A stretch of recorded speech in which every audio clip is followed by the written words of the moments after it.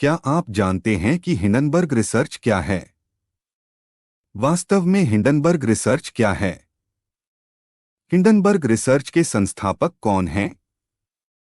क्या भारत में कोई हिंडनबर्ग अनुसंधान है? चलिए मैं आपको उत्तर बताता हूं। हिंडनबर्ग रिसर्च एलएलसी एक अमेरिकी निवेश अनुसंधान फर्म है जो 2017 में नाथन एंडरसन द्वारा स्थापित एक्टिविस्ट शॉर्ट सेलिंग पर केंद्रित है। हिंडनबर्ग रिसर्च किसी लक्षित कंपनी के सार्वजनिक रिकॉर्ड, आंतरिक कॉरपोरेट दस्तावेजों और उसके कर्मचारियों से बात करके एक जांच रिपोर्ट तैयार करता है। फिर रिपोर्ट को हिंडनबर्ग के सीमित साझेदारों को प्रसारित किया जाता है, जो हिंडनबर्ग के साथ मिलकर रिपोर्ट को सार्वजनिक रूप से जारी करने से पहले लक्ष्य कंपनी में एक छोटी स्थिति लेते हैं। यदि लक्ष्य कंपनी के शेयर की कीमत में गिरावट आती है तो हिंडनबर्ग मुनाफा कमाता है। हिंडनबर्ग रिसर्च के बारे में गूढ़ तथ्य नंबर 1। हिंडनबर्ग रिसर्च के पीछे कौन व्यक्ति है? नाथन एंडरसन न्यूयॉर्क स्थित निवेश प्रबंधन फर्म हिंडनबर्ग रिसर्च के संस्थापक हैं। नंबर 2। हिंडनबर्ग पैसा कैसे कमाता है? हिंडनबर्ग रिसर्च एक वित्तीय अनुसंधान फर्म शॉर्ट सेलिंग द्वारा पैसा कमाती है।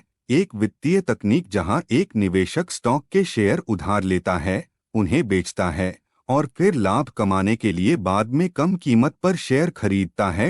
नंबर 3। हिंडनबर्ग को फंड कौन देता है? हिंडनबर्ग के संस्थापक कौन हैं? नाथन एंडरसन, जिन्होंने कनेक्टिकट विश्वविद्यालय से अंतर्राष्ट्रीय व्यापार में डिग्री के साथ स्नातक की उपाधि प्राप्त की, ने data company FactSet Research Systems Inc में वित्त में अपना करियर शुरू किया, जहां उन्होंने निवेश प्रबंधन कंपनियों के साथ काम किया। नंबर 4। हिंडनबर्ग रिसर्च ने कितना पैसा कमाया है? 2023 में कुछ ही महीनों के भीतर एंडरसन के नेतृत्व वाली हिंडनबर्ग रिसर्च ने उनकी संयुक्त संपत्ति से $99 अरब की आश्चर्यजनक कमाई करने में कामयाबी हासिल की, जबकि साथ ही साथ उनकी सूचीबद्ध कंपनियों के बाजार मूल्य में $173 अरब की कमी आई। नंबर 5। हिंडनबर्ग भारत को क्यों निशाना बना रहा है?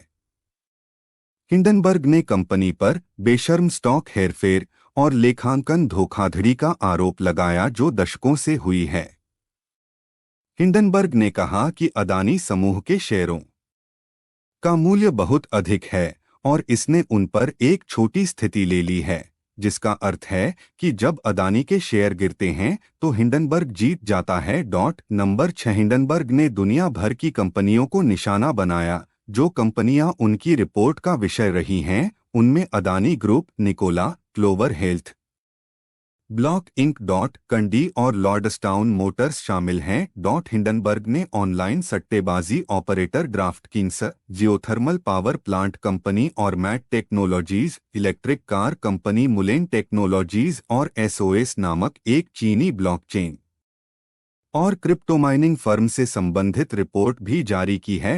अक्टूबर 2021 में हिंडनबर्ग ने टीथर क्रिप्टोकरेंसी को अमेरिकी डॉलर से कैसे जोड़ा जाता है और टीथर की जमा राशि के बारे में जानकारी के लिए $1 मिलियन के इनाम की घोषणा की। हिंडनबर्ग ने कहा कि उस समय उनके पास किसी भी क्रिप्टोकरेंसी में कोई पद नहीं था। मई 2022 में एलोन मस्क द्वारा ट्विटर के अधिग्रहण की घोषणा के बाद हिंडनबर्ग ने ट्विटर इंक में एक छोटा स्थान ले लिया। मस्क द्वारा सौदे को समाप्त करने के प्रयास के बाद हिंडनबर्ग ने अधिग्रहण को बंद करने के लिए मस्क के खिलाफ दाव लगाते हुए ट्विटर पर एक महत्वपूर्ण लंबी स्थिति ले ली। 23 मार्च 2023 को हिंडनबर्ग ने ब्लॉग पर एक रिपोर्ट जारी की, जिसमें अत्यधिक उपयोगकर्ता संख्या, अवैध गतिविधियों के लिए इस्तेमाल किए जा रहे खातों, एसईसी से संभावित जांच और अपने प्लेटफॉर्म से धोखेबाजों पर प्रतिबंध लगाने में विफल रहने का आरोप लगाया गया। इससे कंपनी के शेयरों में बाद में दिन में आंशिक सुधार होने से पहले 22% की गिरावट आई। जून 2023 में हिंडनबर्ग ने डोजी मोमोबोसी के टिंगो ग्रुप पर एक रिपोर्ट जारी की, जहां उन्होंने कंपनी पर भारी मात्रा में धोखाधड़ी का आरोप लगाया। जिसमें संस्थापक की शैक्षिक साख और व्यवसाय के कई पहलुओं के अस्तित्व को गलत तरीके से प्रस्तुत करना शामिल था। रिपोर्ट ने कंपनी की वित्तीय रिपोर्टों की वैधता पर सवाल उठाया और आरोप लगाया कि टिंगो के कई दावा किए गए साझेदार वास्तव में टिंगो के साथ भागीदार नहीं थे। रिपोर्ट के बाद टिंगो ग्रुप के सूचीबद्ध शेयरों के मूल्य में गिरावट आई। कंपनी ने हिंडनबर्ग के दावों का खंडन किया, जिसमें उसने कहा कि इसमें तथ्यों की त्रुटियां और भ्रामक और अपमानजनक सामग्री शामिल थी और दावों की समीक्षा के लिए वकील व्हाइट एंड केस को नियुक्त किया।